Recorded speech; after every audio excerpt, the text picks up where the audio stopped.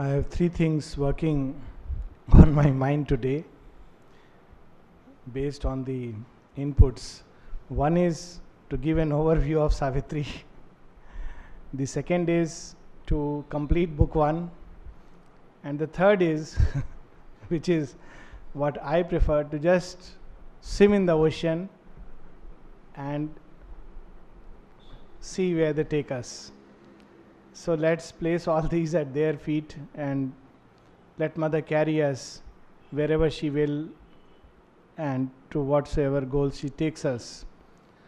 But meanwhile, let us swim a little more with Sri Aurobindo in this stream of higher consciousness, which he brings so close and real to us. In fact, this is called the creative word. It's a word that creates. That's the beauty. When we read Sri Aurobindo, what we read, it becomes real and alive to us. It's not only, of course, Savitri is the highest expression, but all his poems, all his writings, he makes such a beautiful use of the word, the highest power. It is said that the word is creative. The word created this universe. One can literally see it in Sri Aurobindo that even this word, which is reduced to the level of human speech, according to the mystic traditions, there are 4 levels at which the word is found. The highest is the Paravak. It is concealed in the higher hemisphere. There is no access to that. Embodied consciousness cannot reach there. Then there is another word which is Pashyanti, the seeing intelligence, the word that can see things as they are. The highest is the creative word, then you have the Pashyanti. Then you have Madhyama and Vaikhari. Madhyama is the average human thought. It's become subtle. It is subtle to the human consciousness, but already too gross for the higher consciousness. And then we have the Vaikhari, the human speech. It is the most outward expression of that highest truth, already much distorted. The beauty of Sri Aurobindo is, even in this most crudest expression of human speech, it's really a wonder. As we said, Savitri is wonder. He brings us as if in contact with the Paravak. It's creative. When we read it, we bathe in it. Whether we understand it or not becomes irrelevant. Something of that experience begins to touch us somewhere. And that's the beauty of Sri Aurobindo. So let us bathe a little more in this higher consciousness. Page 31.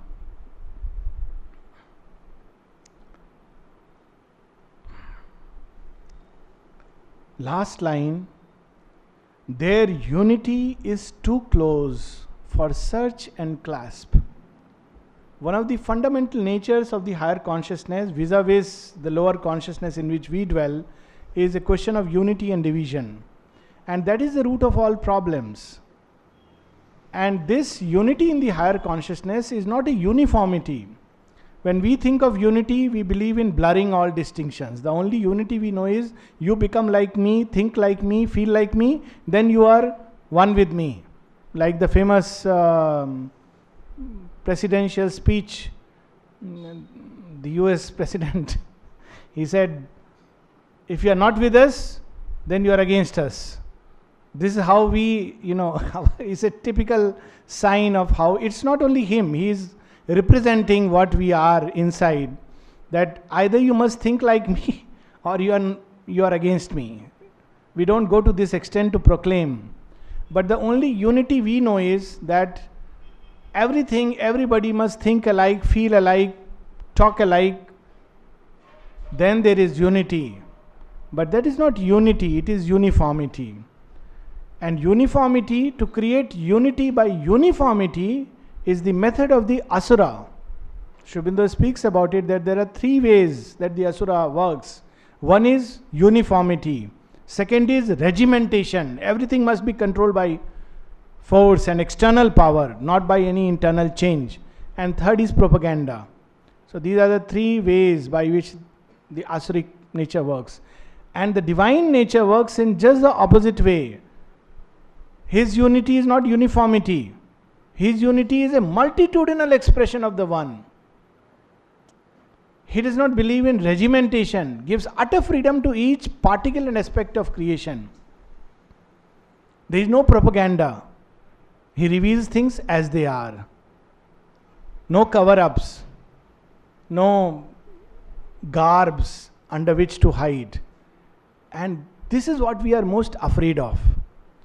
So here we have a taste of that new consciousness, which is of the nature of unity. But what is this unity? This is just the higher consciousness.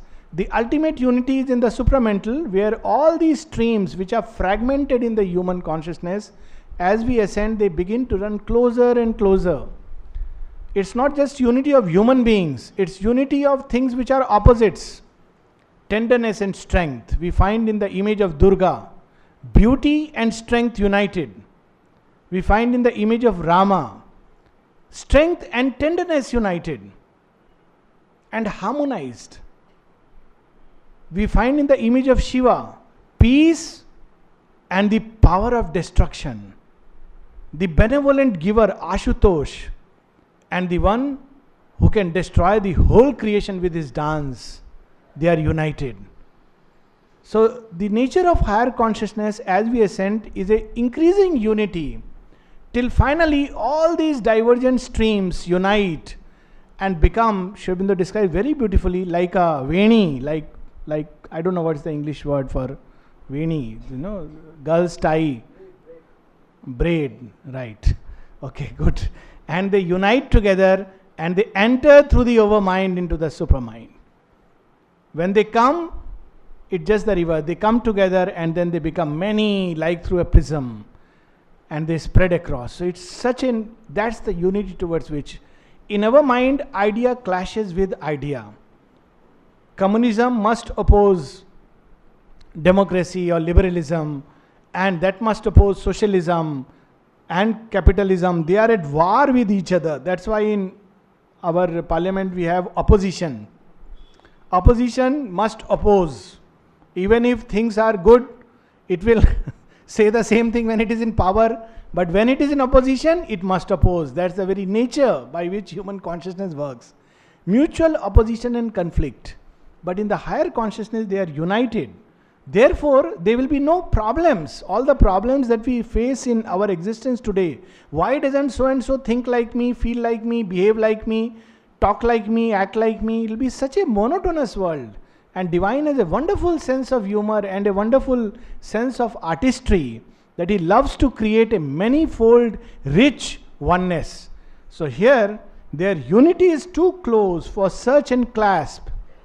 And love is a yearning of the one for the one. What a beautiful thing. Mother says, what is love? She says, love comes from the Supreme. There is only one love, she says. It comes from the Supreme and goes back to the Supreme through whatever channels. And most of us are very poor channels. When somebody loves us, we think, oh, I am loved. And we feel puffed up. And we are on a pedestal. And suddenly after a while, this story begins to, you are no more on the pedestal. Then you say, I am no more loved. Both were illusions. It comes from the divine and goes back to the divine. And in the process, just like a river, Ganges flows from the Himalayas to the sea.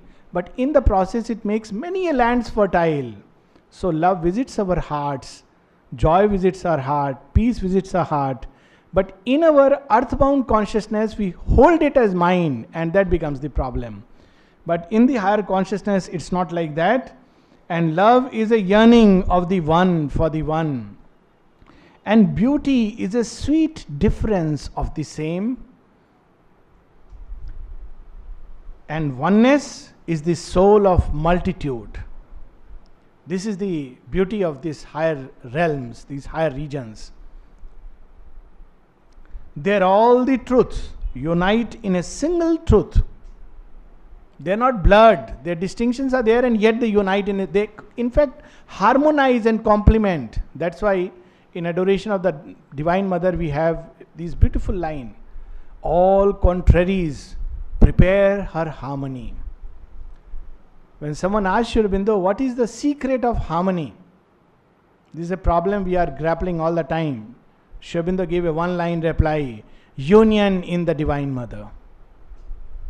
Secret of harmony. There is no other way of harmonizing. There all the truths unite in a single truth, and all ideas rejoin reality. There, knowing herself by her own termless self, wisdom supernal, wordless, absolute, sat uncompanioned in the eternal calm. Our wisdom comes by brainstorming. In fact, we lose wisdom by brainstorming, but we use the term. Their wisdom sits in loose, translucent calm. It's wordless. It doesn't need to speak to know. Most of us, only when we speak, we realize that this is what I know. We need to speak. It sits in wordless calm. All-seeing, motionless, sovereign and alone. It's not seeing one part, another part, bits by bits. It sees all things together. All the forces are exposed to its view. Their knowledge needs not words to embody idea. Few lines below. The boundless with the boundless, their consorts. When Savitri meets Satyavan, the description is so beautiful that how her boundlessness receives or enters into his boundlessness. That's the kind of love. Not our littleness gets shut into another person's littleness and locked there. This is the difference of human love and the divine love. In divine love, one boundlessness enters into another boundlessness is so beautiful. It enhances. Human love diminishes because one littleness meets another littleness. And if one littleness meets boundlessness, then it creates a big problem. Identity crisis. So here it is. The boundless with the boundless, their consorts. While there, one can be wider than the world. While there, one is one's own infinity.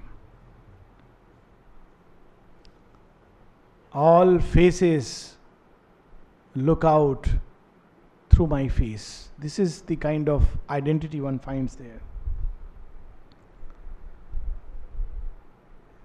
A few lines below, towards the end, we are just having this taste of the higher consciousness. Aurobindo is just bringing it a little close to us. A vast unanimity ended life's debate.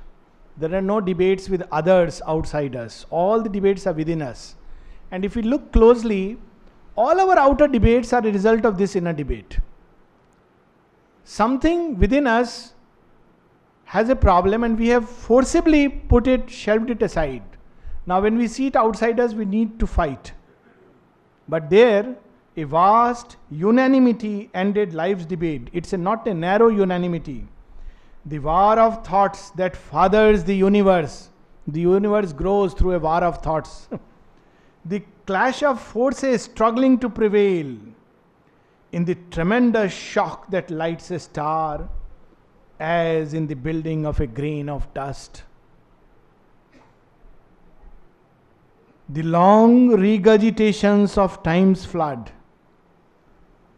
The torment edging the dire force of lust that wakes kinetic in earth's dullard slime and carves a personality out of mud. The sorrow by which nature's hunger is fed. The estrus which creates with fire of pain.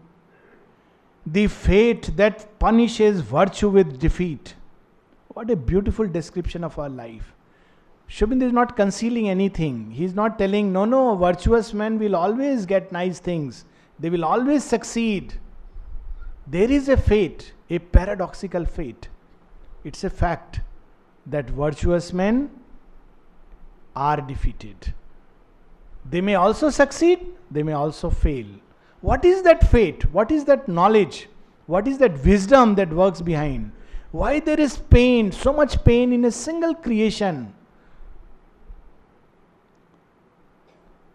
The fate that punishes virtue with defeat, the tragedy that destroys long happiness, the weeping of love, the quarrel of the gods, seized in a truth which lives in its own light. In the East Upanishad, a very beautiful description in one line, which Sri Aurobindo has so beautifully, in great detail, described to us. When do we cease from grief? When do we cease from delusion, which comes because of the ego sense? He says, the Upanishad says, Tatra ko moha ka shoka ekatvam anupashyata. One line. How shall he have grief? How shall he be deluded? He who sees oneness everywhere. The oneness of love expressing itself through love and hate. The oneness of power expressing itself through strength and weakness. The oneness of wisdom expressing itself through knowledge and ignorance. All these mutual oppositions only enhance they take us to a greater and greater perfection. If we really look into the heart of it, what is weakness? It's a preparation for strength. What is failure? But a preparation for a greater victory. What is doubt? But a pointer to the imperfection of knowledge that we have. What is hate? But love turned upon itself. So all that ceases because one sees oneness. One sees behind hate love. One sees behind ignorance knowledge working through it. So when one sees that, it ends life's debate and one is at peace. The beautiful word Shanti, in which one sees the soul. That is the state required to see. His soul stood free, a witness and a king.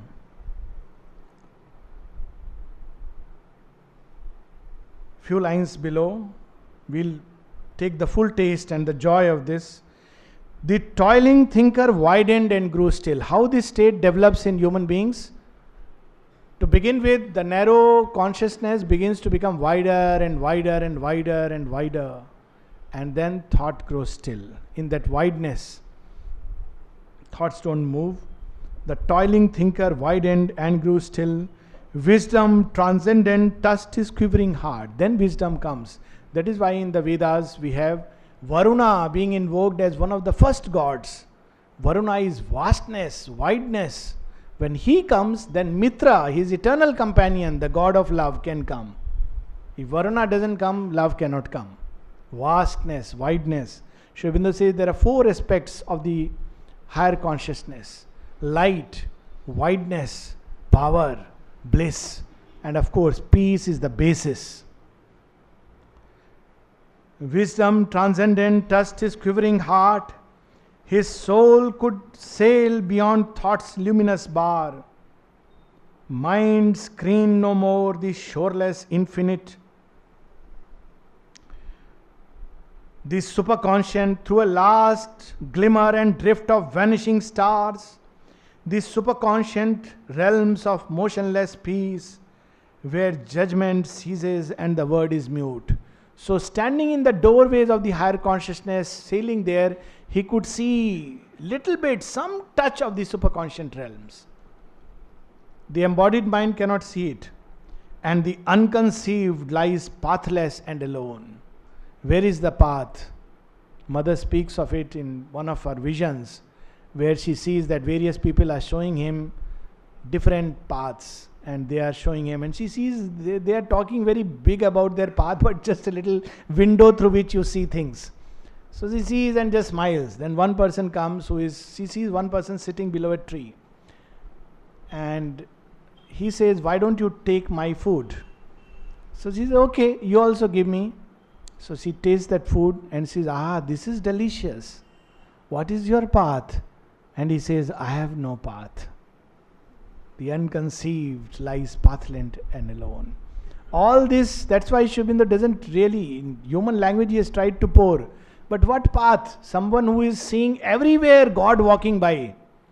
Everything is his path. So where would he say this path and that path through this yoga and that yoga? All life is yoga. So this is and we'll turn to next page and then we'll come back. Page 37. Rivers poured down of bliss and luminous force. This is one of the experiences that come as we open to the higher consciousness. The Vedic rishis describe it as the 7 rivers which pour into our being. These are rivers of intuition, inspiration, revelation. These are the threefold powers. In our human mind, the only way we have to access knowledge is through analysis. And actually the problem of analysis is based on the premises. You can prove anything right and anything wrong. Everybody who has done a little bit of mental mathematics knows this very well. That at the level of mind there is no absolute certitude. Given a certain premise, you can prove anything as right. Given another premise, the same logic can prove it as wrong. This is our way to know. But in the higher consciousness, the ways to know is through revelation, through inspiration, through intuition. And there is a certainty of knowledge in that which can be objectively verified. And these 3, which are known in the Vedas as the 3 sisters, the sisters of the gleaming dawn, which awaken in man as he gets the touch of the higher consciousness, they derive themselves from the supramental 3 layers of the supermind. And those supramental lights, when they enter into the higher consciousness, they become these 3 faculties. And when they open themselves to man, an ordinary mortal is turned into a genius. What else is genius but a touch of the higher into this clay of mud and mire? So rivers poured down of bliss and luminous force. To the occult mind, they can be actually seen as rivers pouring down.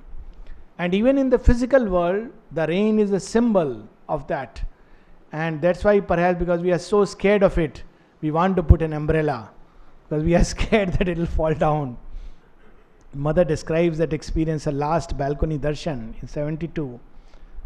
Was it 73? 15th August 72, I think, yes.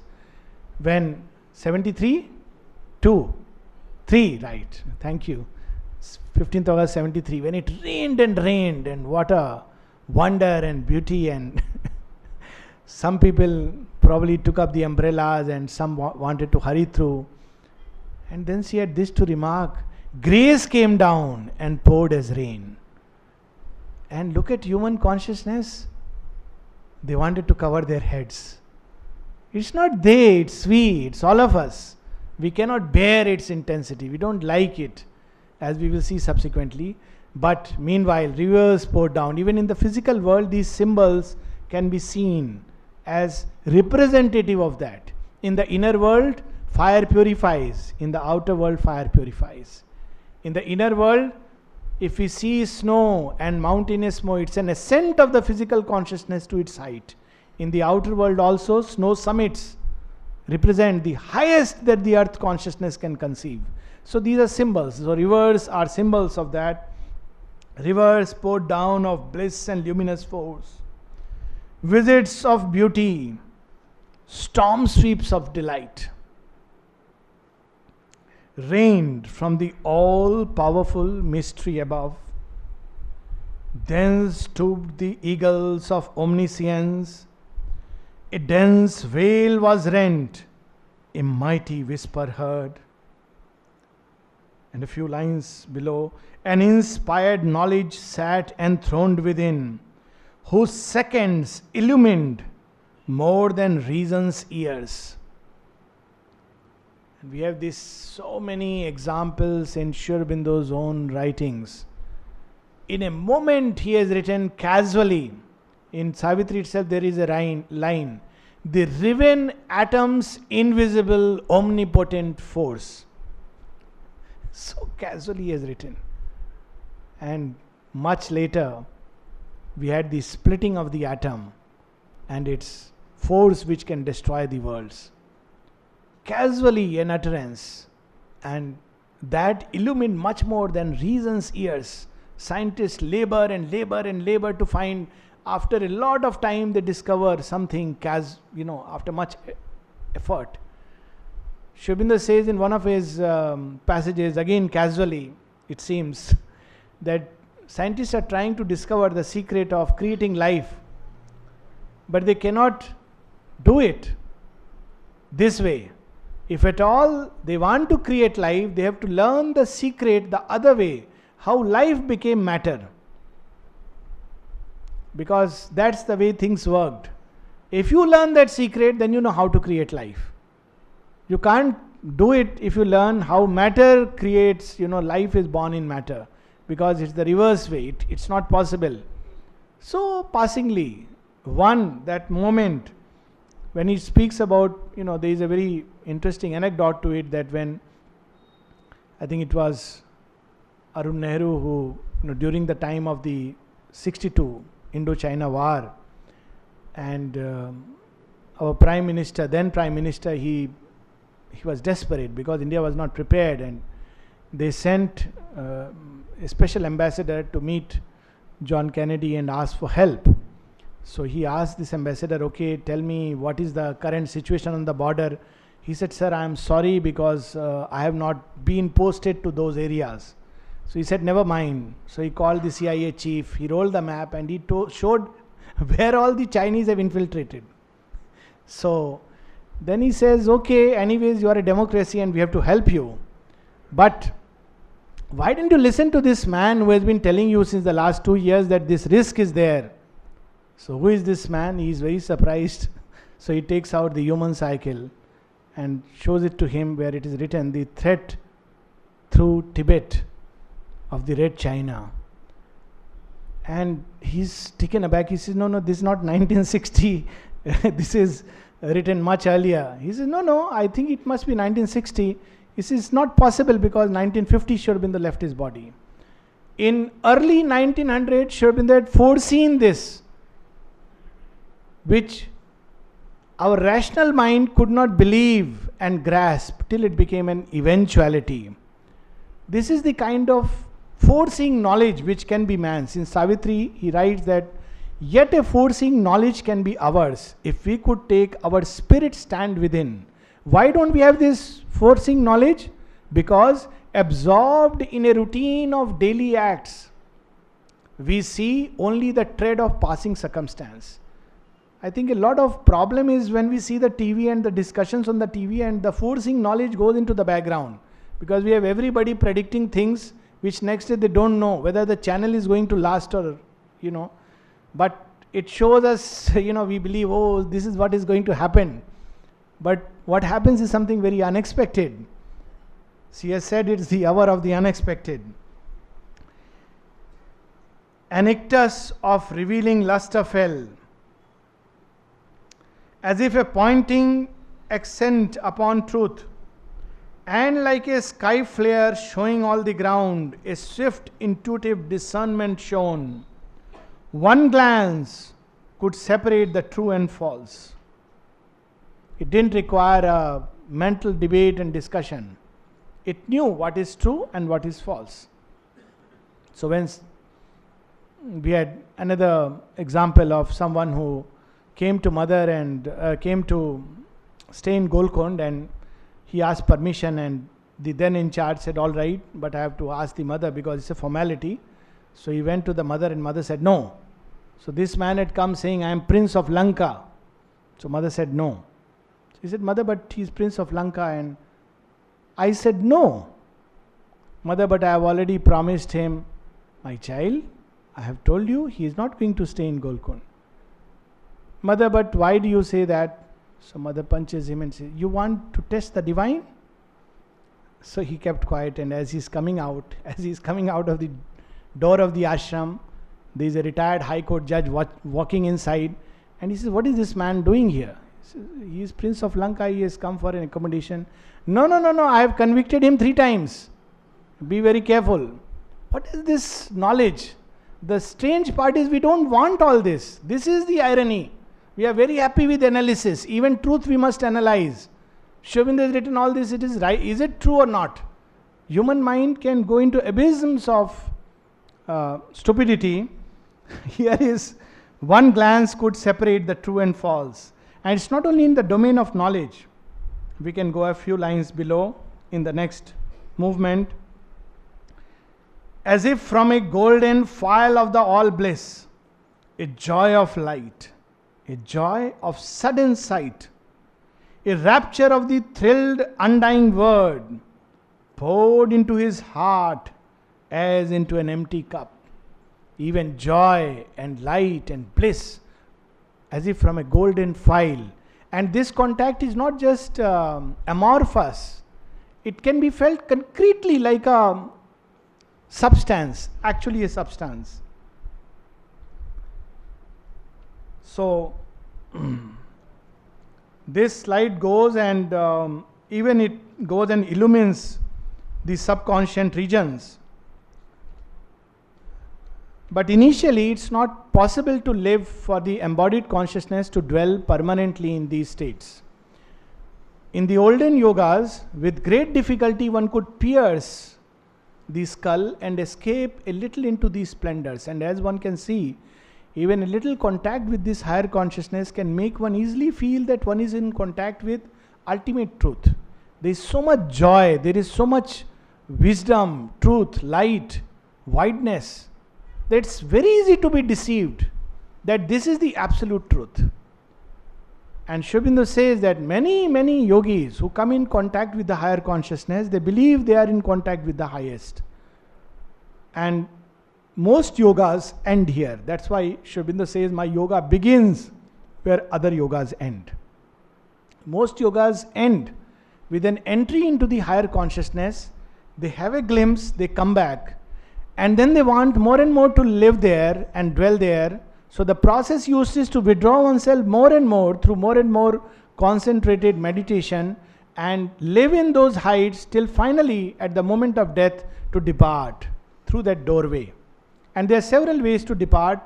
Either rarest of rare is through the gates of the sun, but most often from the higher mind or at most the illumined mind, one leaps into the vastness all around, the unnameable, the unknowable. This is the touch of the higher consciousness. But this is not the goal of Sri Aurobindo's yoga. He wants to establish that higher consciousness within matter. Why should it not be that when a child wakes up, when he grows, it should be available to him. He should feel vast inside. He should experience that delight very naturally, which today is not available. Today, in fact, if we don't feel pain, we are uncomfortable. We feel something is wrong. Sometimes people say, all day everything was going fine. Is everything all right? You know, people don't feel happy if they are in company with someone who doesn't fight at all. They feel uncomfortable. They must fight. Without tears and fight, as Sri Aurobindo writes, only with passion and sorrow and tears his drama can endure. Our drama needs that kind of variety, not that variety of the higher consciousness. It must have some tears. It needs the grain of sap and tears. So it attracts it. If we really look into ourselves, we will see in the subconscious something constantly muttering with a sense of tragedy. Films like Devdas become a hit. This one was not a hit, of course. It's a good sign that human beings are not probably liking tragedy. But this is the way. But he wants to establish this higher consciousness in matter. But right now it's not possible. Embodied mind cannot. Only by, in rare moments of reveries, glimpses, trance. That's why it was called trance.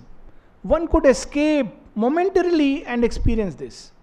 But he wants that this should be normally available to human consciousness, to the waking consciousness. That is the difficulty. And therefore, what happens is described on page 34. This, of course, we all have experienced. Only a while at first these heavenlier states. These large, wide-poised upliftings could endure. The high and luminous tension breaks too soon. This is actually felt as a tension on the head, on the face, on the body. It can create a sense of palpitation. Kapali Shastri ji describes when he first saw Aurobindo, actually he had an awakening of the entire consciousness, vibrating in ascent and descent, the entire Kundalini waking up just at the first sight. But the whole being was not ready, so he felt tremendous palpitation. One can experience sweating, palpitation. Dilip Kumar Roy describes this experience when his whole being was resisting. When he said, okay, mother, I want a proof. She said, okay, at this time you sit. And he sat and his whole body broke into tears, into sweat, because he was resisting. So, our whole body cannot bear this tension. Many people, when they come to the ashram for the first time, they experience sometimes a heaviness on the head, or sometimes sleepiness, a pressure on the head, a headache. It can take the form of a headache. So, our body is unable to bear it. So, it breaks and comes back. And we are very, of course, familiar with this kind of a normal life. In Savitri, much later, that's what, when she asks for boon, she is told, heaven's call is rare, rarer the heart that heeds. And then she says, why? Only in an hour of uplifting stress, men answer to the need of higher things, or raised by some strong hand to breathe heaven air, they slide back to the mud from which they climb, and feel a joy in safe return to a friendly base, the mud of which they are built, whose law they know. This is our life. We love to go to mountains, but the mountains can be threatening. After a while, we start missing the mobile, the computer, and everything. Few are those who embrace the mountains and love to perish there. It is actually told of a mountaineer. It's a very touching story. His friends recall that they all reached a peak, and after that, suddenly the weather became very bad and they wanted to come back. So this particular person said, I'm not going to go back. He said, but it's very dangerous. You may not survive. Chances are very little. He said, even if I die here, it is worth it. The others came back to recount the story. It's difficult to say who was more prudent. As they say that Socrates in last speech, he says, I die and go to the other world and you live here. But whose fate is better, one does not know. So it is something like that, that we cannot bear this pressure, so we want to come back. Pondicherry is very nice, but ultimately home is home, home sweet home. So the high and luminous tension breaks too soon, or slowly they fail as sets a golden day. The restless nether members tire of peace. Just try one thing, as they say, not to speak for a few hours. It's so difficult. Forget the inner peace. Even outer not speaking is so difficult for human beings. The nether members, the restless nether members tire of peace. Because man is one piece. It's not a question of defect. It's a question of, we are not built of one metal. And that's the beauty and the difficulty of God's work, that He wants all these to be filled with His absolute. It's not that it's something bad or wrong. It's natural, it's our condition. A nostalgia of old little works and joys. A need to call back small familiar selves. It's very interesting that we think this is familiar. But Aurobindo describes that when we go into these higher realms, we meet the secret phase which is actually our own. Because we are that in our highest sense. But right now we think, this is not me. Meeting himself, he thinks it other than he. That is how he describes in Savitri elsewhere, that this is our contradiction. Oh, small familiar selves. When people go back after, some of us have been to Nainital and it's so nice You have no newspapers, no TV.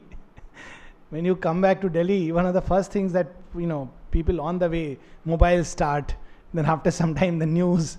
And the first thing, okay, tell me what happened. 8 days back, something had happened. The drama is already over.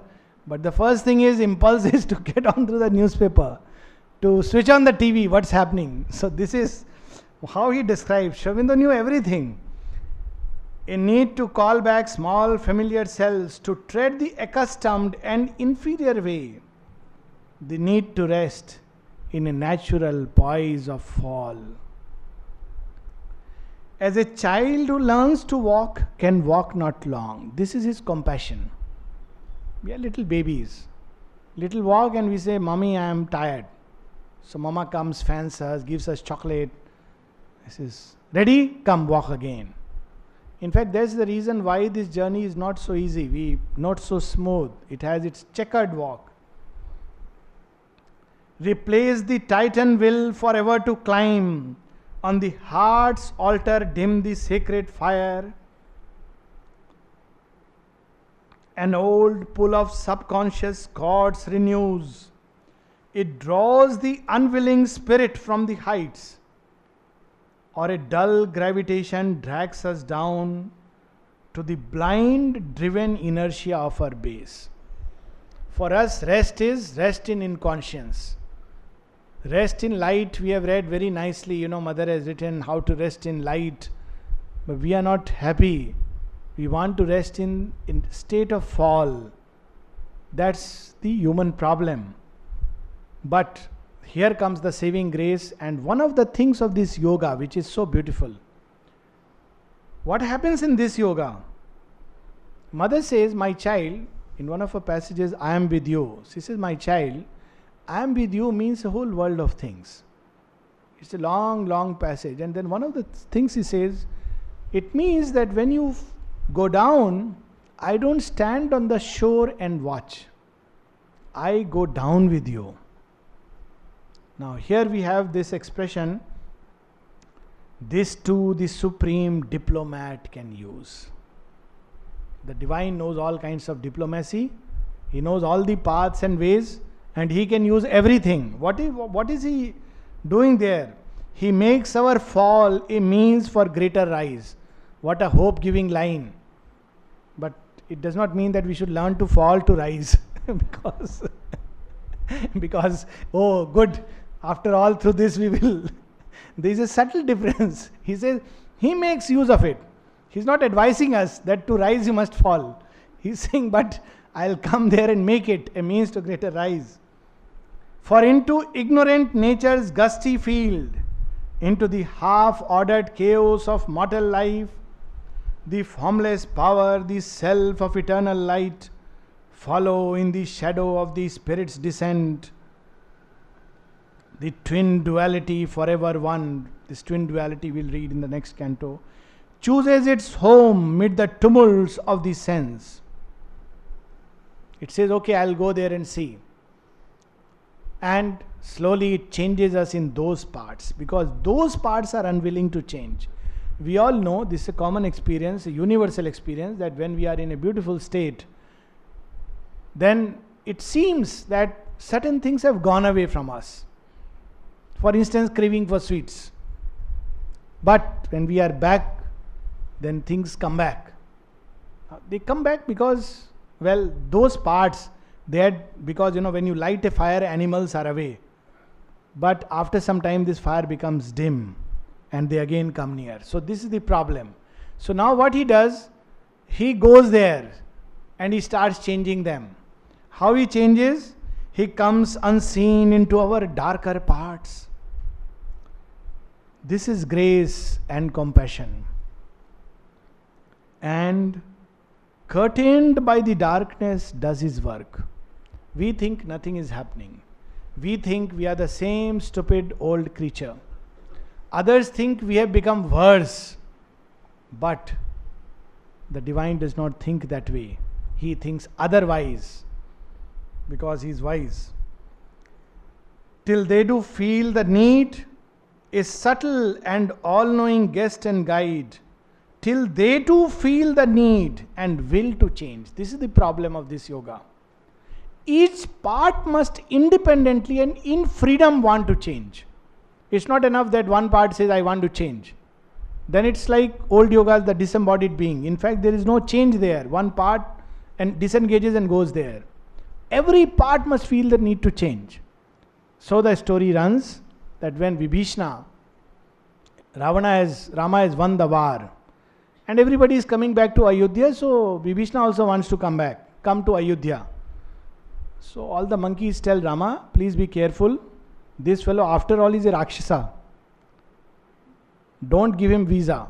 He's a dangerous man. He'll go there and start doing something you don't know. He has fought the war. He has not been his own brothers. How are you so sure that he will be by your side? So Rama said, don't bother. You people are only monkey brain. You let him come. So, Vibhishna comes. But these monkeys, are very suspicious. So they follow him. They have put already guards. How can a Rakshasa come to a holy place? God has his own plan. He doesn't disclose. So after some time, Vibhishna wants to have non-vegetarian. Now in Lanka, non-vegetarian food was readily available. Vegetarian was a difficulty. In Ayodhya, by order, there are no non-veg restaurants. So what does he do? So Vibhishna goes looking for non-veg, doesn't find anywhere. Then he looks at a rabbit, says, maybe it will serve my purpose. Eats it. Monkeys are watching, and the chain goes back, and the chief of monkeys goes to Rama and says, sir, Vibhishna has done a big crime. In your kingdom, he has eaten non-vegetarian food. Rama says, what nonsense you people are saying? So he says, no sir, it is true. He says, are the monkeys all right? He says, monkeys are all right. Why are you bothered? Go back. Don't talk all this rubbish to me. So he goes back. Again they are watching him. Now they have double reason to be suspicious. After a while, Vibhishna goes again, eats the rabbit. Inside he feels little nausea. Monkeys complain again, and Rama tells them to shut up. Third time, Vibhishna eats and vomits. Fourth time, he sees a monkey and feels pukish. This is God's way of changing. He does not call Vibhishna and give him a nice remonstrance. Says, what nonsense. Don't you know, by order here you are supposed to eat vegetarian food? Haven't you read before entering into your Ayodhya with the visa form I had written what things are allowed, what are not allowed? He changes us from within. And what is his way? He goes into the darker parts. And after a while he shows them. The mother says, by consequences you are shown what it means to deviate from the truth and the light. And then the change is authentic. But at the same time, on the one side he shows the consequences, on the other side he supports us through this. It's a very nice image. In one of the saints talks about it, that the guru, when God becomes the guru, what he does? He is like a potter. And how he molds the clay pot, inside he supports, outside he hammers. So outside he gives the hammering blows, inside he supports. So this is so beautifully captured in this image. Till they too feel the need and will to change, all here must learn to obey higher law, which is very different, must be forced to obey higher law. Look at the subtle difference. All here must learn to obey a higher law. Our body's cells must hold the immortal's flame. Why? Because else would the spirit reach alone its source, leaving a half-saved world to its dubious fate. Nature would ever labor unredeemed. Our earth would ever spin unhelped in space. And this immense creation's purpose fail, till at last the frustrate universe sank undone. Even his godlike strength to rise must fall. This is Sri Aurobindo's yoga. In traditional yogas, all that you need is a sattva sansuddhi. Other parts, little bit, they should, some do's and don'ts, yamas and niyamas. So the consciousness should not become too heavy. It should be sattvic. And subconscious, don't bother. It is a karmic transaction, you have to exhaust it. All that is required is some portion of the consciousness must be able to dwell on the heights. And slowly, by dwelling in the height, it withdraws itself. In Sri Aurobindo's yoga, it's not enough. The reverse movement and going right into the subconscious. And this is the great difficulty, and this is the great ananda. Why it is ananda? Because as these parts undergo a change, the intensity and manifoldedness of the ananda become more and more obvious. Otherwise, we feel the ananda only sometimes when we are sitting for meditation. But in this yoga, as the change proceeds, there is a thrill and ananda through even the smallest things. A smile, a look, a gesture, a morsel of food. He invades and surprises from all sides. Because, few lines below, always the power poured back like sudden rain. Because now there is a greater opening, a greater passage, a wider opening. And this happens to everyone. He says even the godlike strength to rise must fall. When somebody asked Sri Aurobindo about his depression, he says, yes, even I used to experience it in my early days. At times, even for a period as long as 6 months, I just could not aspire. He went through that. He experienced everything because all our nature is there. Embodied nature is like that. And therefore, because he could work like that, he could give the assurance to others that yes, it is possible. Always the power poured back like sudden rain, or slowly in his breast a presence grew. It clambered back to some remembered height, or soared above the peak from which it fell. Each time he rose, there was a larger poise, a dwelling on a higher spirit plane. The light remained in him a longer space. In this oscillation between earth and heaven, like Trishanku, but this is a better fate than Trishanku. That's the story actually. Trishanku wanted physical immortality. So when he goes to heaven, he says, you are not ready. In his consciousness you are ready, but your bodily you cannot come. So he must come down. But Vishwamitra was very impatient at that point of time. So he said, okay, I'll create a place for you in the mid-world. So some people who cannot bear this oscillation, after a while change tracks and go away. And their fate becomes like Trishanku, caught in the mid-world, neither of earth nor of heaven. But we must wait and continue, because in this oscillation between earth and heaven, in this ineffable communion's climb, there grew in him, as grows a waxing moon, the glory of the integer of his soul. Not only on the heights, even on the abysses. As we will see later, all here that seems its lonely self are figures of the soul transcendent one. Even in the senses there is a seeking for an absolute of delight. That's why passion attracts human beings. So at all levels that delight must impose itself, that truth must invade. So that's why this yoga takes this process. Maybe we can end with, towards the end, this summit of olden yogas. In Sri Aurobindo's yoga, even that is much more. And it's just the beginning of the yoga. As we can see that it's just the first canto where the yogic journey has begun. We cannot imagine that all the delight, peace, wisdom that Sri Aurobindo with a small gesture and glance gives us, which people struggle for years and years to find. But just because we have to go through these phases of oscillation, sometimes one loses heart, loses hope.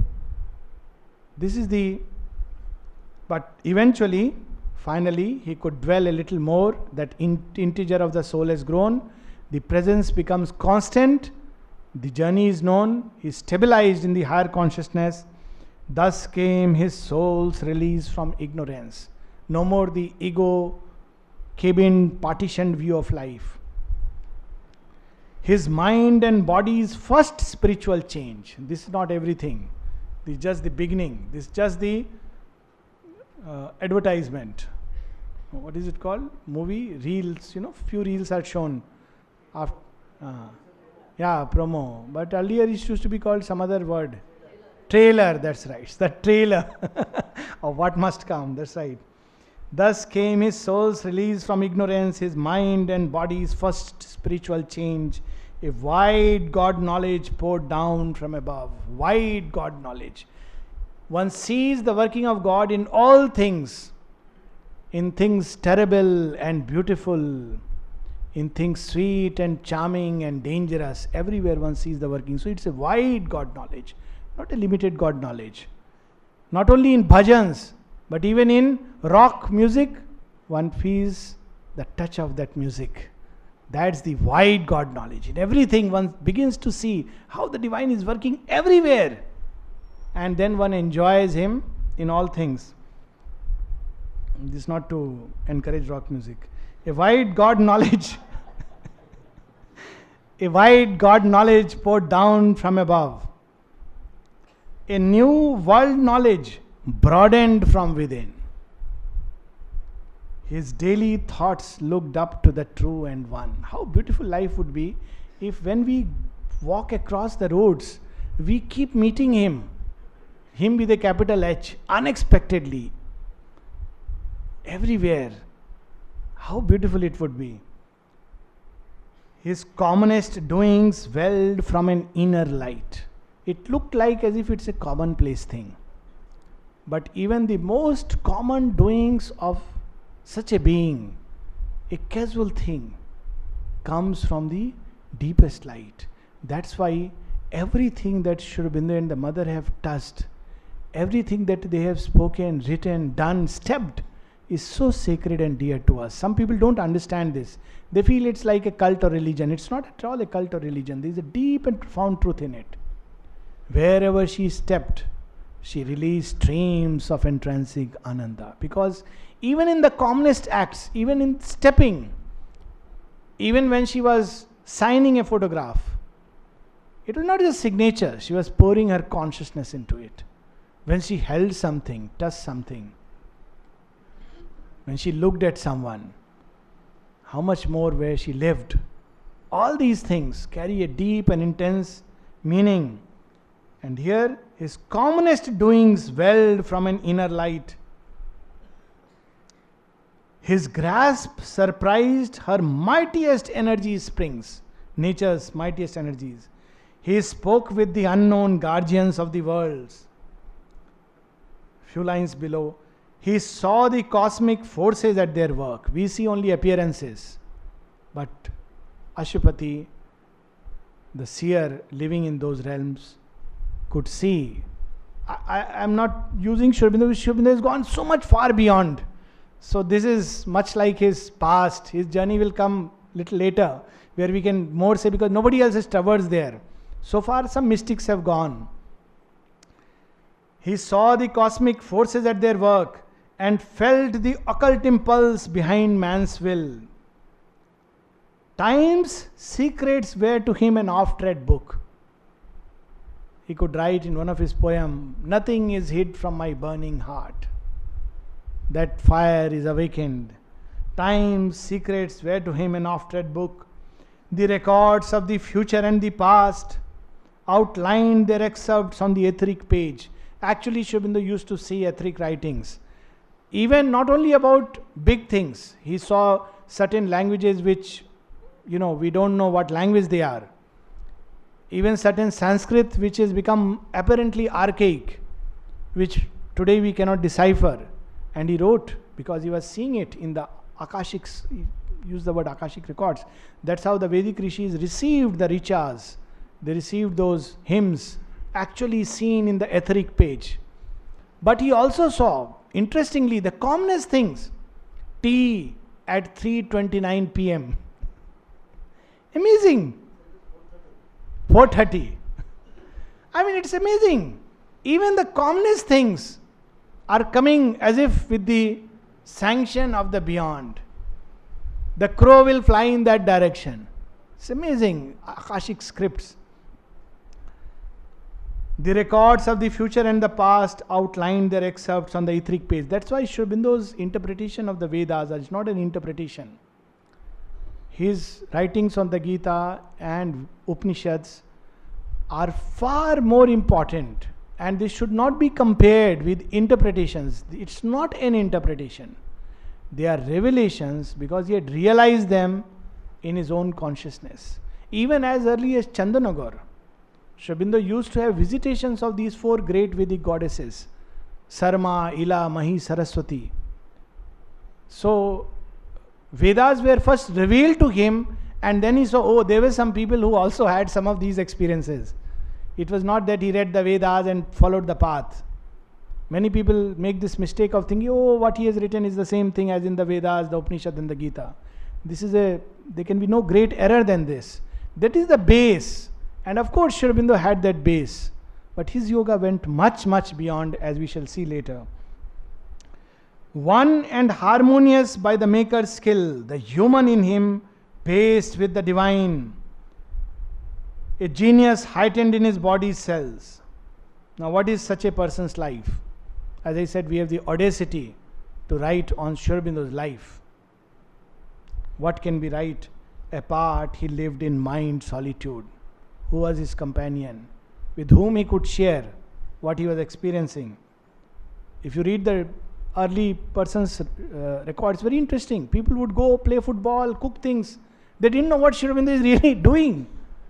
And Amrit Das so beautifully writes that when he came, and he knew basically Tamil, little bit of English, and he asked some time from Sri Aurobindo, and Sri Aurobindo gave him 1 hour from 5:30 p.m. onwards. And Sri Aurobindo hardly knew Tamil. He knew a little bit of Tamil, and Amrita Dar knew a little bit of English. And naturally Amrita would speak largely in Tamil, and Sri Aurobindo would keep hearing, and he would tell all about his problems at home, about relatives, 15-year-old boy after all. Then he says later on, I don't know how he heard all this and what he must be thinking or feeling. And he's just listening. It's amazing. So, apart he lived in his mind solitude, a demigod shaping the lives of men. One soul's ambition lifted up the race. A power worked, but none knew whence it came. The universal strengths were linked with his, filling earth's smallness with their boundless breaths. He drew the energies that transmute an age. Immeasurable by the common look, he made great dreams a mold for coming things, and cast his deeds like bronze to front the ears. His walk through time outstripped the human stride. Lonely his days and splendid like the sun's.